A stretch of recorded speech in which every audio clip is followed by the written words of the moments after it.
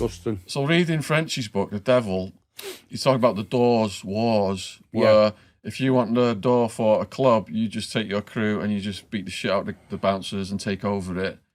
Were you involved in anything like that? And that was for control of the drugs in the club? What happened is there was a couple of guys were running the doors, and I had everything, all the T-sides from the new. Well, I was only allowed because of the stairs and that.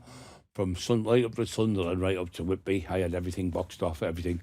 And I was the first person to have the raves, the stairs and that used to come to our club, and Robbie Armstrong and people like that. And we had a place called the Eclipse, and it was the first rave. The Eclipse in Coventry? No, the Eclipse in Stockton. I was going to say, because we used to go to Eclipse in Coventry. No, the one in Stockton, it was like the first one up the north, you know. Yeah. Anyway, we used to have that. It was a loophole, the law, we get through it.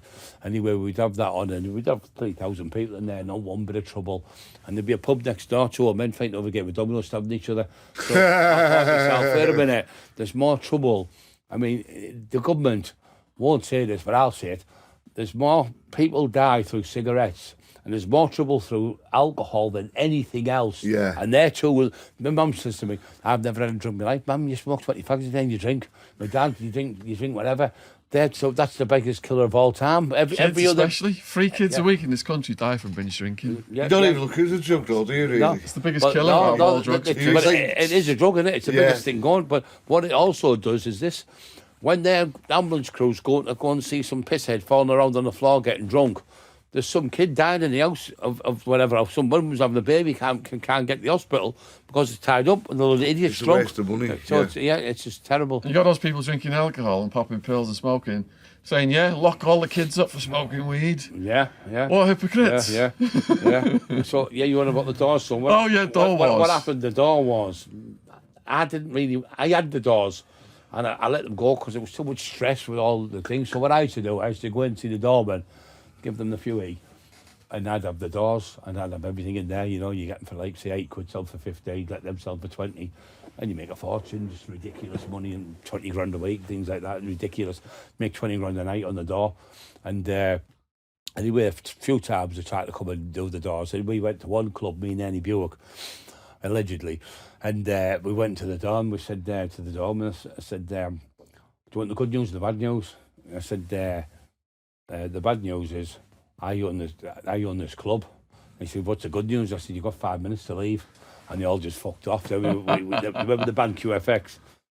QFX, they were a band, they were a massive band in the 80s, like a rave band. They came on, and we had them on. We had to pay them $2 grand up my pocket, but we made 16 grand on the door.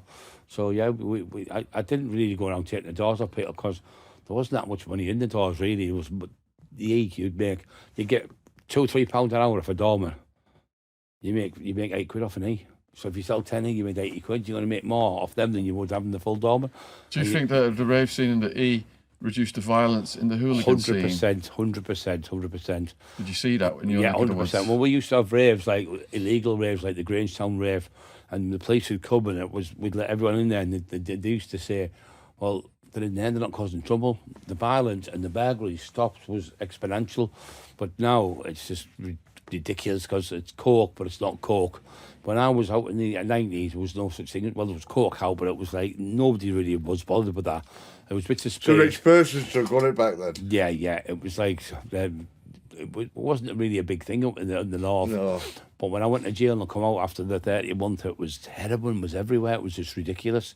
And it's just destroyed the country, it's destroyed the world. Heroin, that's what it's done. I've done them all, and I've binged on them all, but the heroin is one I never want to put a needle in my arm. I think I'm scared of needles, so I don't like that. No. But crack, it's just, I love that. It's not the needle, it's not the thing, it's the drug. Why would you want to take it when you look at someone and think, well, that's what you're going to end up like? Yeah. I mean, people take crack, and I know barristers and solicitors and top people who take coke and used to buy it off me and crack years ago. But there's no wrong because you only have a bit. But when you... Well, I can understand with coke. Everyone does coke, don't they? Yeah. If you take it in proportion, I'm not telling anyone to do it. It's not good for you. If they take it in proportion, it's not so bad. But when you're taking it like I was, like a lunatic, you just make yourself trying to medication type of thing. You think depression's in this and then, and when you're getting older, you can't fight as good as you were. It's like people like Tyson Fury. I respect the man coming out with, I'm depressed, I'm on drugs, I'm on this, I'm on that. It's like sportsmen. It's like Linford Christie's couldn't beat whatever Usain Bolt or whatever. You can't do it. But time and tide won't wait for no man. But you've got to just live with it. You've got to think, well, everyone gets older, don't Of course they do, mate. Usain Bolt was. I couldn't believe it the day when I see Usain Bolt getting beat by a couple of people. It's he was retiring. Don't get me wrong. Yeah. But it's sad to see it. It's inevitable. I'd rather have not seen that. I'd rather have seen him just win everything. What makes me get upset as people like Roy Jones was a fantastic boxer. Yeah. He made a fool of himself by going to the ring he couldn't do it no more. He was getting beat by mugs. And Mike Tyson did the same. He was fantastic. Then he was getting beat by, he didn't have the heart no more for it. It'd gone, and he was killed Bride lad. Remember the Irish lad who beat him? The Irish lad. Yeah, it was a joke. If it had been 10 years before, he would have lasted one round with him. But he'd lost the heart for it, and he'd just gone. I think the clever boxers are like to Frank Bruno. Now, people say he wasn't a good boxer, but he made his money and he got out. It can't be that bad, but he was a world champion, can you? You know what I mean? Yeah. He didn't get knocked out in the first 2 minutes by Tyson. He lasted against Tyson, didn't he? Yeah. And if it's Tyson Fury's people are watching this, we would love to get him on the podcast. So Tyson Fury supporters, please start asking him if his people are out there. Yeah.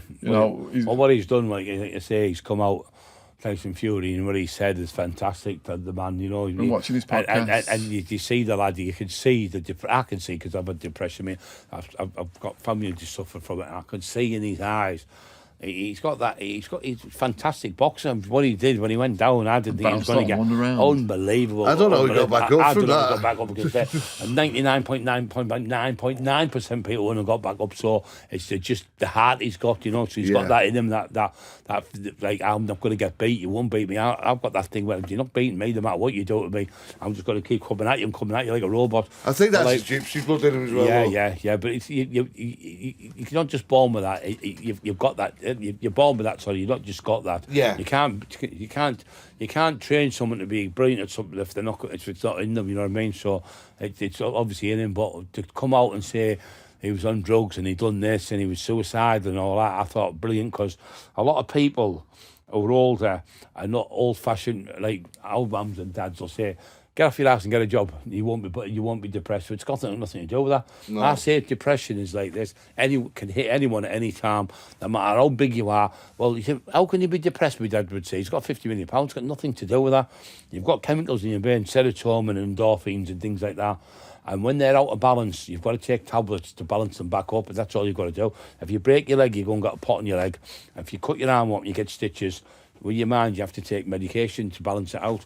And once you get on them tablets, I've saved 9 people's lives in the last 6 weeks. I've talked them down from suicide, and I've got them right. And I've got about another 20 people at the hospital, and I've got people going to the doctors to get the medication, and they're texting me and things like that, and I've got them right and beat the CP. It has to be the right medication as well, doesn't it? It has to be, yeah. But you have to go to the doctor. You can't just get it yourself. You can't self-medicate. No, you can't self-medicate. You've got to go, but you might have to go through 2 or 3 or 4 or 5 different types. But once you get it, that's you, right? Yeah. For the sake of taking a tablet every day, just one tablet, and you're better. But some people, there's no wrong with me. There's no wrong with me. But there is. You wouldn't be the way you were if it wasn't wrong with you. So you can't suffer in silence, because there's people out there to help you. You always come across as a lively guy, full of energy. Have you had low moments of depression? Yeah, loads. I'm suicidal, where I've thought, this is it. I'm gonna take an overdose today, or I'm gonna do myself in today. I can't live like this no more. My head's done in. You know what I mean? Just drugs, crack. And I just thought to myself, what's the point of going on like this?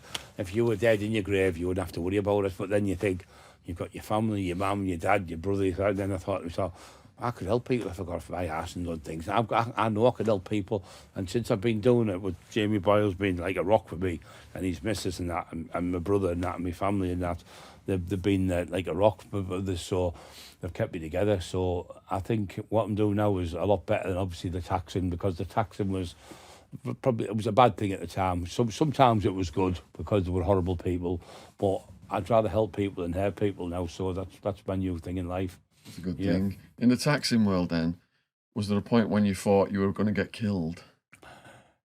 Lee Duffy used to say to me, Brian, you've just got too much bottle. He said, you run and kick the indoors, man. They could have shotguns, handguns, and you're just not fucking bothered. He said, you're just like a fucking robot. You're just like the Terminator or whatever. Yeah. He said, you just still don't care. After if you die, you die, don't you? Something like that. He said, if you time, you time. But I just can't believe I'm still alive 30-odd years later, and all the other Taxman like Lee Duffy and all the other friends like your Peter O's and your Viv Grahams and Doc O's and Speedy and a little Frankie Taylor and all my brother and all the others. All these kids have been killed or hanged themselves, and Paddy Watson and Wonka Watson. I could go on and on and on. There's that many people being killed and stabbed and shot, and they've done that much compared to what I've done, and I'm still here. So a spiritual, I'm not really into spiritual, but a spiritualist called Gary Fowler said to me, 2000, he said, in the future, God's got a purpose for you. I said, what do you mean, Gary? He said, well, what's happening? The police and the authorities are going to come to you in the future, and they're going to ask you to help them because they know that you can talk to on the streets. Now, that's what's happening now. What he said 20 years ago, school teachers are coming to me now to ask to talk to kids, and you know this. Yeah. You know it. If you're a school teacher or a policeman or authority, and you talk to 15, 16, they go, oh, fuck off. They're not interested. But when you're somebody like me who's done a pass and you've been there, they'll listen to you because they know you're talking sense. So if teachers watching this or students watching this, can they contact you to try and get you to come into those schools? Well, I'm at school, like I say, with Sarah Jane. She's a school teacher. I'm at the one on Thursday, and any other schools, I'm willing to help. I've got another couple of schools I'm going to, but I went to one in South Bank a few years ago, and they all turned up, and it was fantastic. And they all listened. The teacher said, "Oh, you come across really well, you know, to talk to them." And they sat there. Well, yeah, if you could help one kid stay out of prison. That's the thing, mate. Yeah, well, like I say, I've saved 9 people from committing suicide, which is brilliant. So you can't beat that, can you? You know, No. I'd rather have that than £10 million. You know what I mean? Yeah. So Yeah, I'm speaking at the school in the Isle of Man later on this week, and when they ask loads of questions at the end and they get so engaged, you can just see like you're really getting through. Yeah, that's right. Yeah, you get a buzz off it as well because. Could you show me your scars? They say to me. Everywhere I go up there, it's photograph. All bright, and you take a photograph to you. And that's like older people as well. I mean, it was a oldish bloke the other night, about 70-year-old. He come to me in the pub. He said, I was having them at Carvery. He went, you should be the mayor, you. You'd have the whole town sorted out. I said, well, I was going to run for the mayor, because I was going to run for mayor. And I said, but the only reason I was going to run for mayor was so I could get the gold chain and corner in. I'm going to go to John Ramsden's take it in. See how much crack I could get for this. I wouldn't mind all the people who are going to vote for you as well. I've seen that. Oh, film. it was ridiculous. Honestly, they were getting scared, you know, the MPs and that. Yeah. And there was solicitors and there was policemen coming up in the streets and we'll vote for you because... At first, I thought you were doing it just as a bit of a crack. No, it was getting ridiculously serious. Yeah. Political power like Pablo Escobar. He was in Congress in Colombia, wasn't he? Yeah. So how did the McIntyre Underworld video come about? What happened is, I did a book with a lad called Julian Davies. It was called Street Fighters. And he'd interviewed something like 300 fighters. And I've told you about that vodka. We are sponsored by Russian vodka. Smirnoff. Anyway, I did the book. What happened was, he was doing a book with a lad called Richie Horsey from Marway. He's a good lad, from Hartlepool, a boxer. And they said, you've got to do Brian Cockerill. So anyway, he come to my house and he took me on the pads and I was hitting the pads. He was about 16 stone, about 5'10" or something. He went, fucking hell, you put me through the fucking fence here. No, the power and speed here, he said, phenomenal speed. And I think I was only about 20 and a half stone at the time, so I was so great. I had abs and everything, I was super fit. And I was training with him on a bit of pad work, and he went, well, you're phenomenal. He said, I've interviewed 300 fighters, and it's well documented, he said. Yeah. But there's only one Brad Cockerill, he said he's got the chin, the power, the speed, the strength, the ability. He's not frightened of nothing. You can just see he's just not scared of nothing, and he's just not bothered. And he said, a fighter like him comes around every 100 years or so. He said, so, but the same lad would open the door for you or help it over across the road, he said, so you don't get many people like that, you know. No, you don't. No. And have you looked at all the comments below your video? It's got the 3 million views. Have you read what people are saying about you or anything like that? I do sometimes, but you get people calling you. You're never ever going to get everyone on your side. Someone said, if you've got Duffy said to me once, if you get the good people saying good things about you, you're all right. But if you get the good people saying bad things about you, then you've got a problem. You know what I mean? So Yeah, and People got to talk about, Master. What? Well, like I was saying to Bri, when I first started doing this, and I had people call me saying, "Oh, he's just a fat bastard," and I'll go around and I'll knock him out and all that. And I was actually taking it when I very first started podcasting. I thought, "Oh, yeah, is that right?" And I actually really, you won't know how true this is, but I actually nearly found out where you bastards lived. You know what I mean? And I was going to do something until I realised that, hang on, you're probably about a 15-year-old kid on a keyboard, you know what I mean? Just being a warrior. Yeah. So, But you can't stop people having the concept in their brain what they want to pick. What they want to say is up to them, but at the end of the day, they never say, "My name's Tommy Smith. I live at 22 Baker Street," or whatever. Or, Exactly, they never give you the address. it's always a different name, but you can never stop people. It's like Mike Tyson's the best fighter. No, he's not. There's a lad in Grangestown better than him. You know, like crap comes out with them all. George Best is the best footballer. No, there's a lad in Redcar better than him. You know? They just come up with rubbish down there. And I think sometimes when you start getting a little bit successful and you get a little bit of fame, people get jealous and they start. People want to bring you down. Of course they do. That's what the people do. Yeah. That was one of Escobar's favourite quotes as well. Envy kills more people than cancer. Yeah. But you get that green-eyed monster, don't you? Where he's doing this and he's doing that. And I could be better than him. I could do this. I could do this. I could do. We'll do it.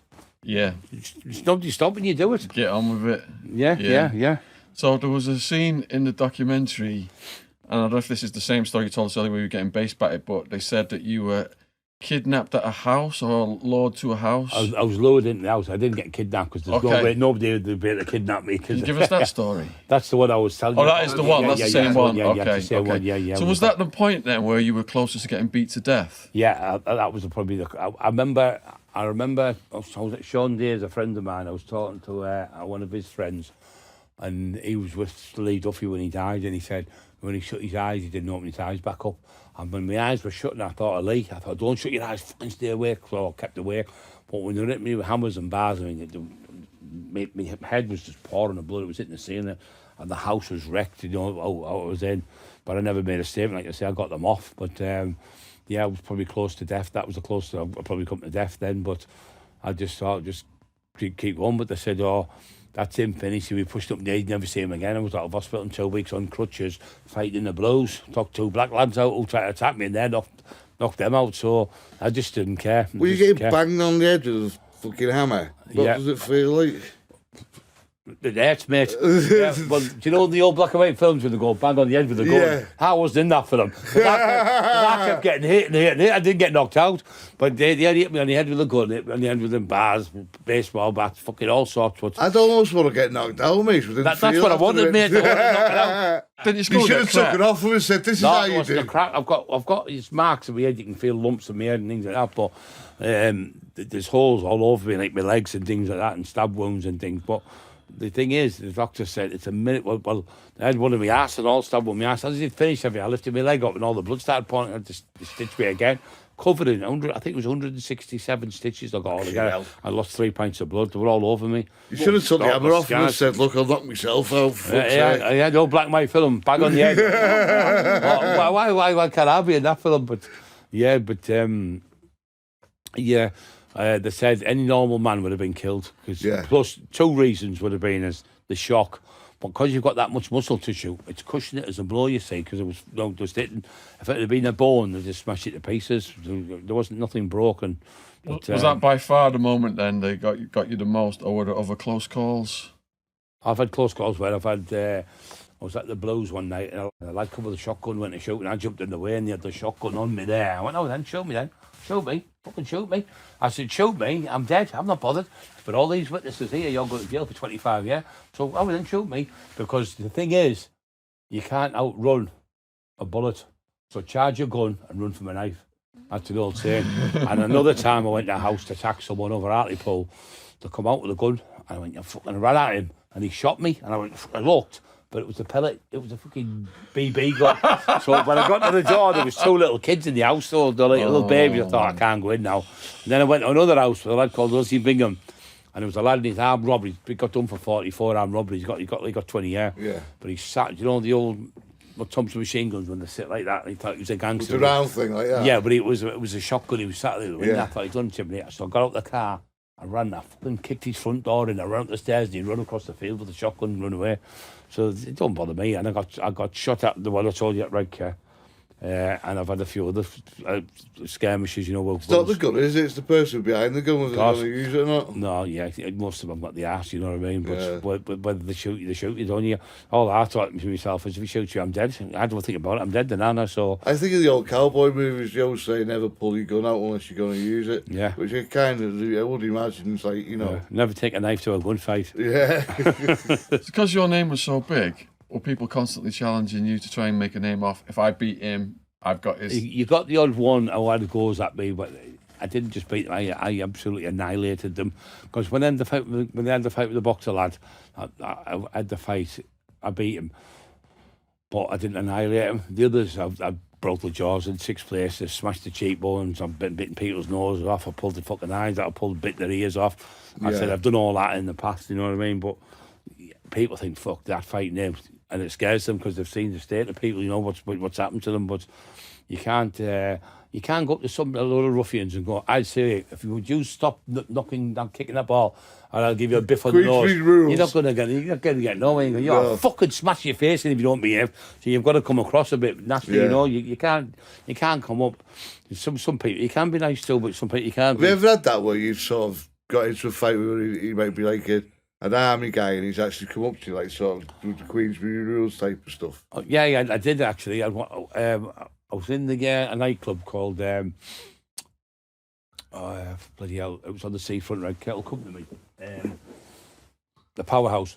And we're in there, and I was this lad, he's about 17 stone, about 6'4", and he goes to me, we're all off our heads on the ecstasy and that, and he goes, I'm a tester for people like you.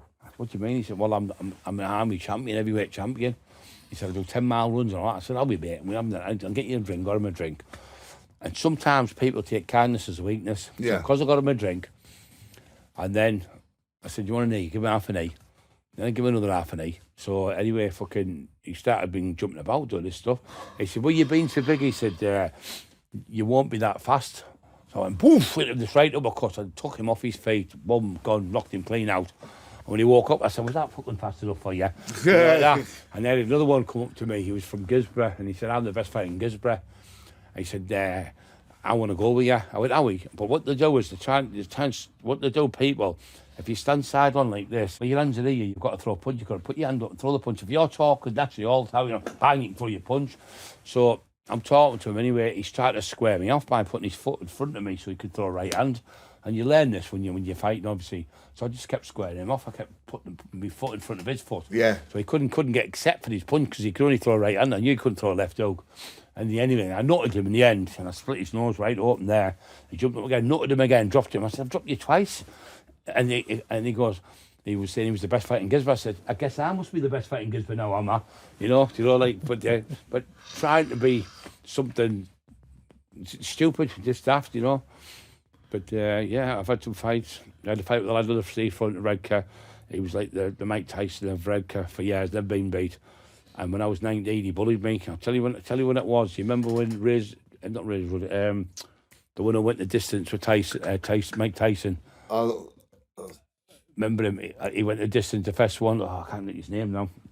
He went the distance anywhere with him, and he beat him on points, but he went the distance. It was that night, and I spilt a drink, and he went, "Are you drunk?" I went, "No." I was 19 or 20-year-old, I think. Anyway, he came in the gym the next day and tried to intimidate me because he was a big bloke. Yeah. And I was a little bit scared, you know what I mean? Because I was only 19, 20-year-old. I thought, a few years ago, I ever go anyway, and he was all right with us. But he was like, thought he was clever. I never forgot that day. Anyway, he was giving these ecstasy tablets to this kid to sell, and this kid was a nice lad. He was just a paint decorator. And he would give him the tablets, and the tablets were aspirins, and he'd filed them down. And he said, I can't sell them. He said, they're not ecstasy tablets. Anyway, he beat him up really bad. So anyway, I had a fight with him. Remember them Opel Manta cars? Yeah. You know, he had one of them anyway. He wouldn't get out of the car, so I said to the lad, fucking stab him if he didn't. So he stabbed him in the leg. So I said, you get out, you're going to get stabbed again. So he got out and ran at me. And he didn't lead off. He didn't even try to grab me in the legs. Biggest mistake. I picked him up and I threw him over the top of the car. And I got on top of him. I leaned on top of him. I popped my fingers in his eyes, but his eyes popped. You know, like the old Vincent Price moves with the blade. Like It comes out and all, dangles. all the blood was coming out his fucking eyes on the floor. And I bashed him all over. He was the top fighter in the area, you know, so... Yeah. It was bad, like. It was bad, but...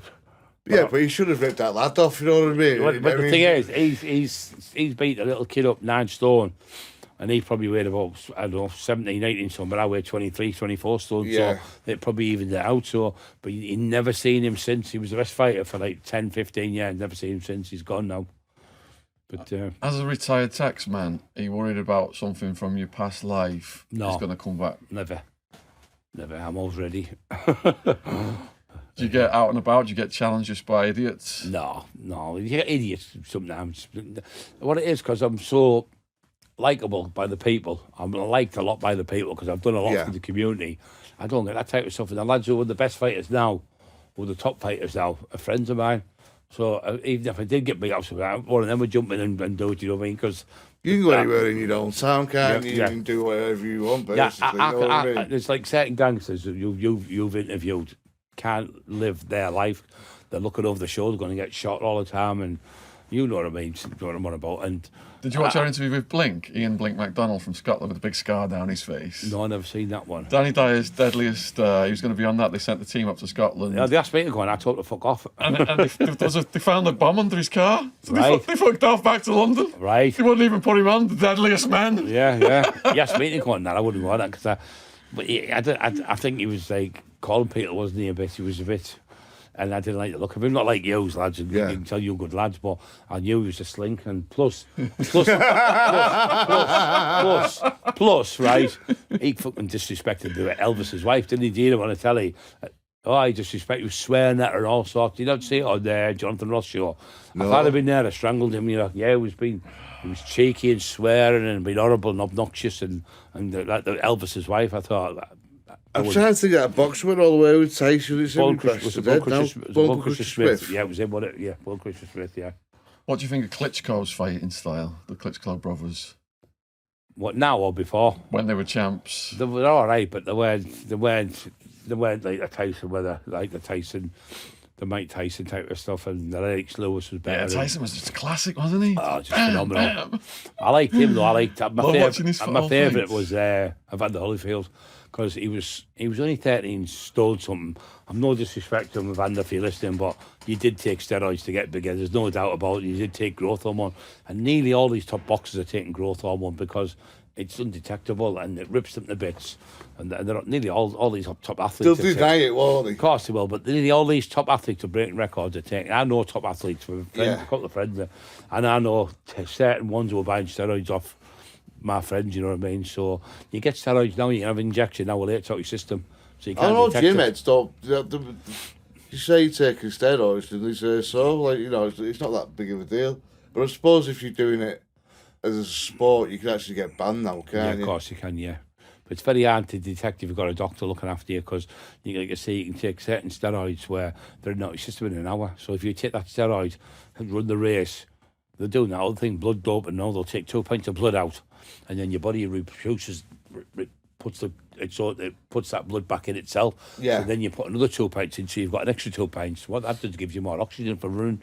So they're doing all sorts of tricks now. They're into all sorts. So you mentioned some famous gangsters like Viv and Duffy. Did you interact with any other famous gangsters over the years?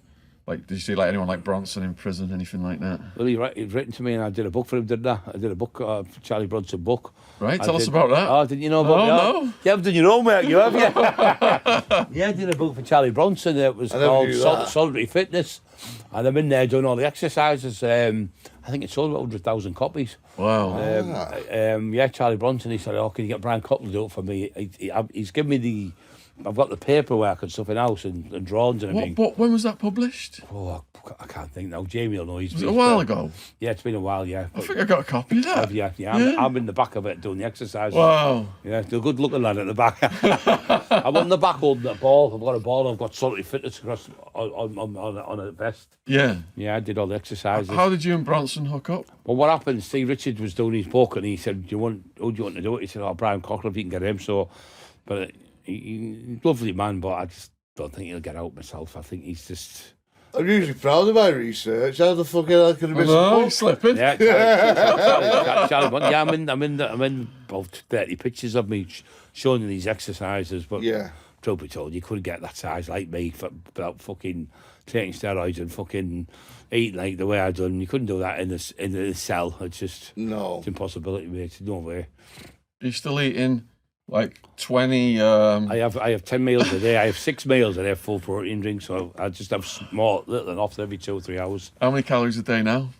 About 6 or 7,000. But I was You were up to like 12 or 13, weren't you? yeah, I was up to 20,000 when I was going for 20,000 calories a day. Yeah, I was taking 10 pints of milk a day.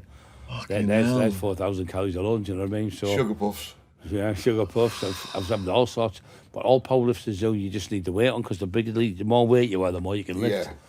But it affected me because I ended up with a gallbladder out because I was drinking that much milk. I ended up with I didn't have gallstones. I had gallstones, but they were not with hard water. They were through the milk. Right. And when they did me an X-ray, they couldn't find them. So I'm really clued up. I mean, my doctor asked me how to trade, and I'm teaching him. He's going, you know more about it than me, and I'm a GP, you know, like that. So, you know. Do you like oily fish, like mackerel? Yeah, they're good, yeah, things like that, It's yeah. good for you, that stuff, yeah. Yeah. One of the best Whenever I things, go Portugal, I always get the mackerel, Yeah. the sardines. it's like when you take vitamins. If you take vitamin D, if you take 4,000 IUs a day, it raises your natural testosterone. But you've got to take it with a cod liver oil or some type of oil, because when you take it normal, you only digest 10%, but with the oil, it digests better, 67%. So vitamins are good for you. Like vitamin C, you can only take vitamin C, like say, you've got to take it 3 times a day, because when you go and you have to take it, as soon as you got the toilet, you pee it out, so it's the only vitamin you can't store in your body. Got you. So if you're feeling down, vitamin B12 is good because that gives you more red blood cells. It raises them, but you want to take that in the morning. And if you suffer from restless legs and things like that, magnesium. That's when I get restless I've legs. got that. Yeah, terrible. I also, it's like my legs. I'd actually seen the doctor the other week about it. He's given me some water pills for it. Yeah. They're huge. They just full swell of with water. water. Yeah. You know what I mean? Yeah. That's just water, that. Yeah. And my feet as well.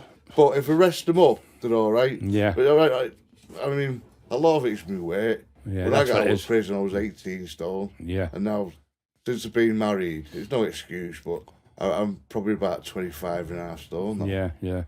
And it's not like I haven't been working out or anything, you know what I mean? It's just, it's there. Yeah. It's just you get into a habit as well. When you eat more, your belly stretches. So when you eat normal bit of food, you don't feel hungry. You feel Well, I don't hungry. eat that much. That's the worst of it. Is I'd get up and have a couple of rounds of peanut butter on toast. Yeah. And I'm good. But See, what people do, the secret is, what people do is, people get up in the morning, they have a cup of tea, yeah, and they'll go to work and they'll have a slice of bread, like a sandwich, packet of crisps, a tin of Coke.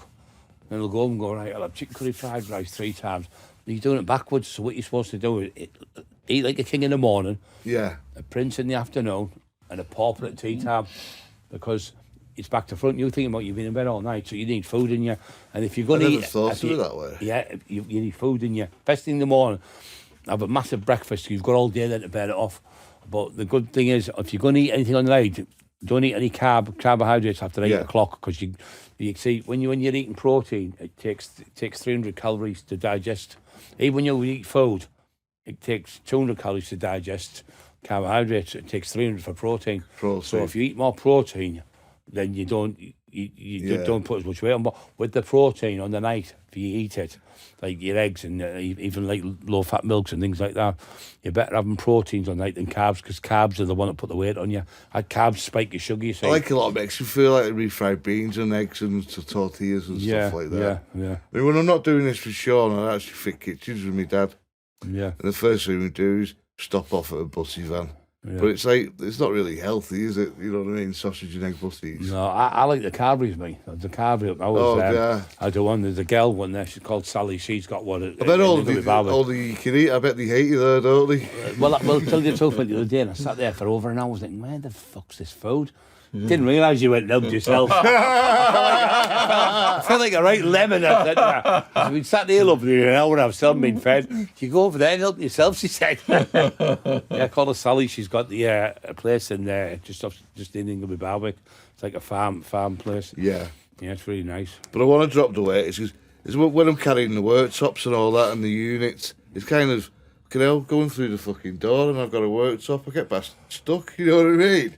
I actually get stuck in the fucking door. It makes you sweat and all that, doesn't it? When Yeah. you sweat a lot when you've got weight on. It makes you sweat. It's uncomfortable, isn't it? Yeah, it is. Yeah. So to young people watching this who are tempted to get into the lifestyle, what would you say to them? My advice to you is this. What it is, all this gangster stuff, we're all laughing and joking here and everything, but I'm like a sieve, me. If I drink a bottle of water, there's holes all over me. Well, when the bullets have been at me, that I've been hit with hammers, with bars. I mean, I've had shotguns put on me. The jail. I've nearly been killed. I don't know how many. I should have been killed 1,000 times, but somehow I'm still here. But to tell you the truth, an average bin man, an average shopkeeper, somebody who works in McDonald's, makes more money than a career criminal, because a career criminal can only do it for so long. What they do is they'll go and burgle someone, get caught, go into jail. Now, if you're making £400 a week, which is 20 grand a year, and say a burglar gets 5 years, they've lost. You're not going to make 100 grand burgling, but you will if you're working. Now, if you're working even as a bin man, which is a good job, you're going home, you're feeding your family, you're paying your bills, you're getting yourself out. You've got no police at the door, you've got no gangsters looking for you, and you can just live a nice life. But the most important thing in the world is your health, because without your health, you can't do nothing. Yeah. And the second most important is your brain. You've got to have intelligence. I said, so the most important thing is education. But people out there with mental illness, don't sit suffering in silence. There's people out there who will help you. And if anybody needs to help me, the Resurrection of Brian Cockerill's my webpage on the Facebook. I'll help anyone.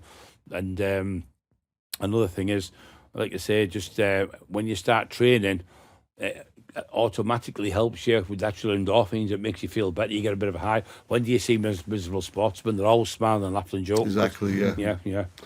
What I'd advise is just don't. I mean, it sounds good, it sounds glorified, it sounds.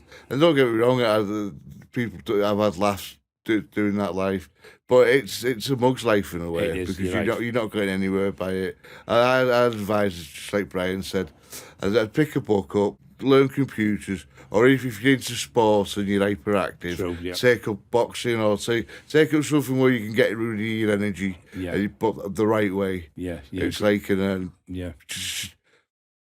I'd rather have not much money in my pocket and my bills paid for and food on my table than having a bigger load of money in my pocket and being like I am for the day in the pub. Yeah. You don't get and looking anywhere. over your shoulder all the time. Yeah. And worrying who's going to come and what's this going to happen, who's going to get that.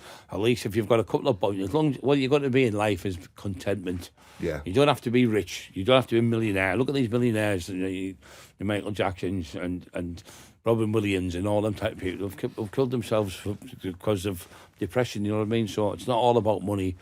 You can have all your fancy meals in the world, but beans on toast is as nice as anything. Of course it is, yeah. You know what I mean? And if you're tempted to deal drugs as well, that's an open door to Brian kicking your door in, Wellman kicking your door in. It's not going to be so glamorous when one of these guys arrives at your door. It's not just that as well.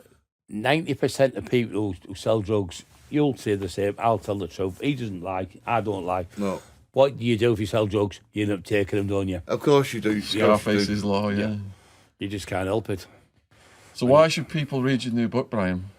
Because it'll educate them. Because the first book was more about violence and stuff and glorifying it, but we don't want to glorify it because it's not there to be glorified.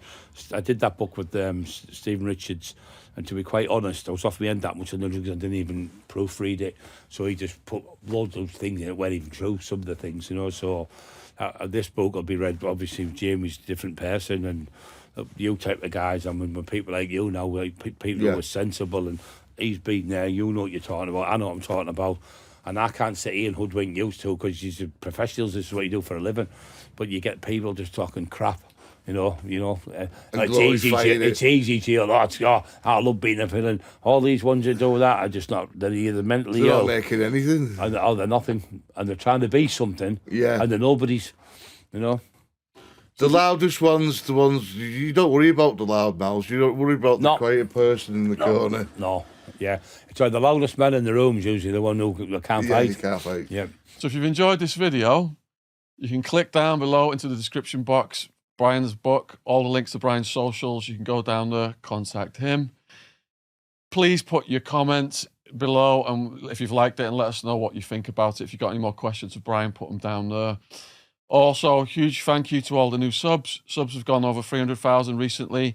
Subscription logo is in the bottom right-hand corner of this video. If you've not subscribed yet, please subscribe to the channel. Huge shout out to all the people who've donated on Patreon, PayPal, Just Giving, so we can keep producing these podcasts at the high quality in the studio. It's thanks to you guys out there supporting us.